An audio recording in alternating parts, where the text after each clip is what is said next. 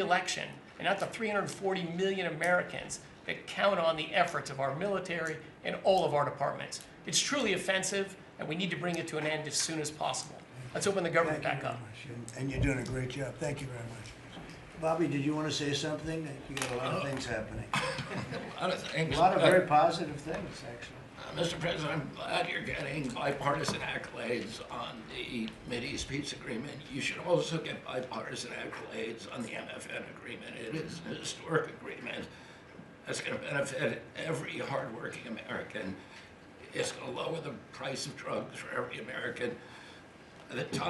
By the time this administration is over, we will have 95% of the drugs in this country will be the lowest price in the world. It immediately begins to affect Medicaid, Medicare, Social Security, the other government programs. I remember when I went through the confirmation process, and the principal preoccupation of the Democrats during that process was whether I would continue the IRA negotiations on drugs. The Democrats negotiated 10 drugs. I'm supposed to negotiate every year 15. The 10 that they negotiated, they claimed to get a 22% reduction, but it was a lie. It was 22% under the list price, which was actually higher than the price we were getting. So Medicaid, Medicare ended up paying more for those drugs than they were paying beforehand. They only got a benefit on one drug. One was tied. 8 of them were lower. So they should be applauding what we're doing now. We're doing something that every administration, Democrat and Republican, has been saying that it was going to do for decades, and you got it done because you understood the power of the tariffs. We had leverage over these companies. And you did it in a way which you asked us to do, to negotiate in a way that was not going to stifle innovation, that was going to make sure that those companies could bring their production home, and they are doing that. And it was a profound success. It will affect every American for 100 years. And you should be getting bipartisan accolades on that. I'll say one other thing about Tylenol, only because of this.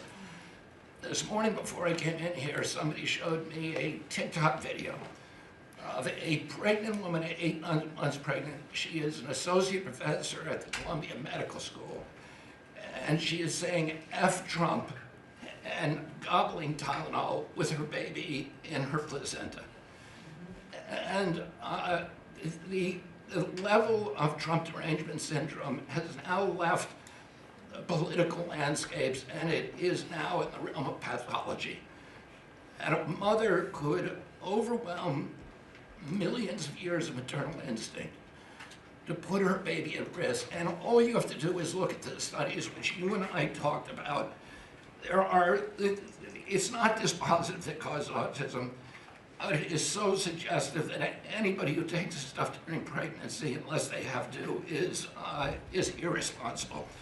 There are 15 rodent studies. Every one of them shows if you give it to the mother, the babies, and particularly the male babies, have profound neurological and behavioral changes. There is a study from Johns Hopkins on cord blood where they divided women into 3 categories: those who had the least acetaminophen in their cord blood, and those who had the most. The ones with the most had 3.6 times the rate of autism in their children. The middle category had 2.2 times, so it's a dose-related response.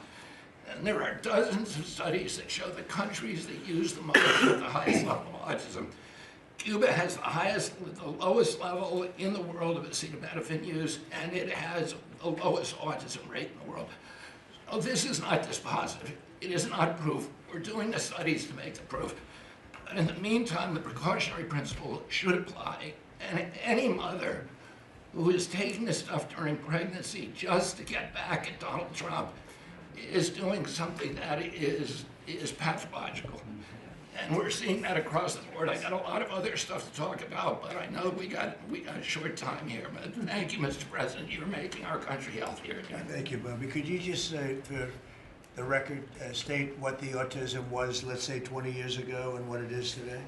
In 1970, the largest epidemiological study in history was performed. 900,000 kids were looked at. They were looking for autism in Wisconsin children. They looked at every child in Wisconsin who was 8 years old. They found an autism rate of 0.7 per 10,000. So almost close to 1 in 20,000, less than 1 in 10,000. Today, the autism rates are nationally are 1 in 31, but it's actually much worse than that because California, which has the best collection system, reports an autism rate of 1 in every 19 children, 1 in every 12.5 boys. This is a national security issue. There is nothing more important, and I'm grateful to you, Mr. President, because you know the flack that you take for talking about this issue. You've shown courage and you've shown leadership, and I can't thank you enough for letting me do this work. Thank you. So think of that, 1 in 20,000, and now it's 1 in 12 for boys, 1 in 18, 19 for girls. So obviously there's something that's artificially, I think, induced, something, whether it's the vaccines in terms of these massive vaccines that are twice the size of a jar like that, of a glass of water like that, I mean, into a baby's body. And I've suggested get them in doses, get them in, maybe 20%, 30%, but smaller, not such a big. I think, that. Then we had certain recommendations, the MMR, take them separately.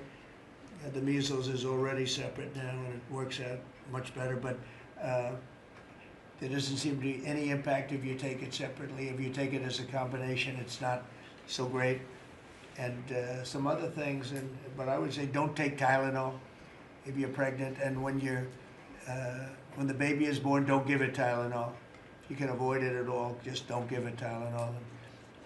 I'll say this. Really, also, what do you have to lose? You really don't have much to lose. Yeah, go ahead. There's many other confirmation studies. There's 2 studies that showed children who are circumcised early have double the rate of autism. It's highly likely because they're given Tylenol. So, none of this is dispositive, but all of it is stuff that we should be paying attention to. But, there's a tremendous amount of proof or evidence, I would say, as a non-doctor, but I've studied this a long time ago. I met Bobby in my office 20 years ago. We were talking about the same thing 20 years ago. And I was a real estate developer. It bothered me that it seemed to be getting worse, but it's so bad now when you hear these numbers. It's not even really sustainable. I don't know how people do it, but there is some very strong evidence on Tylenol. In fact, at one point, I guess the company gave a warning. They still don't recommend it during pregnancy. That's the weird thing. They're not recommending it, and that's the company itself. So just don't take it. Don't take it. If you're a woman, don't take it, and don't give it to the baby when the baby's born, and I think that's going to have an impact. But I'd also get the shots in smaller doses. There are a few things, we gave a few things that just seem to be, and I think you'd get that number way back up. Think of it. You have 1 in 20,000, and now it's not even believable when you think that 20,000 drops to 12 children. So that's induced by something that's given or taken, and it should be able to be stopped. And you're talking about the Pennsylvania Dutch, you were talking about the Amish, where they don't take any of this stuff, and they have virtually none, right? They have no autism, no autism. So we're doing something very bad. Somebody's been given some bad things. Other countries, by the way, we have, I think, we have 82 vaccines that we give simultaneously. And I'm a vaccine believer, by the way. I believe in the polio vaccine. I believe in a lot of vaccines. But when you give 82 vaccines in a shot to a little baby that hasn't even formed yet, it's a lot of vaccines. And in Japan, they give a much smaller number. In Germany, they give a much smaller, like 28 vaccines. It's a lot too, but 28's a lot different than 82.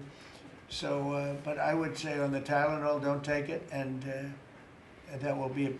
I think it's going to be a big factor. I think it'll be a very good result, and I hope we're going to be able to see that result in the not too distant future. Because certainly, people have heard us loud and clear. That's why I bring it up again. That's why I asked you to talk about it. because this is a horrible thing. And if you don't take it, I mean, you have to tough it through sometimes. There are other things you can do, but you have to tough it out. It's easy for me to say, but I think you're going to see numbers that will be it'll be so significantly improved, and maybe fully improved. I mean, there's something there, there's something going on, and we have to address it. And so I'm addressing it the best I can as a non-doctor, but I'm a man of common sense. Okay, any other questions? I'd like to comment on the Yeah, workforce. please. Mr. President, a lot of people are calling to give you the Nobel Peace Prize after this peace deal that you managed to achieve in the Middle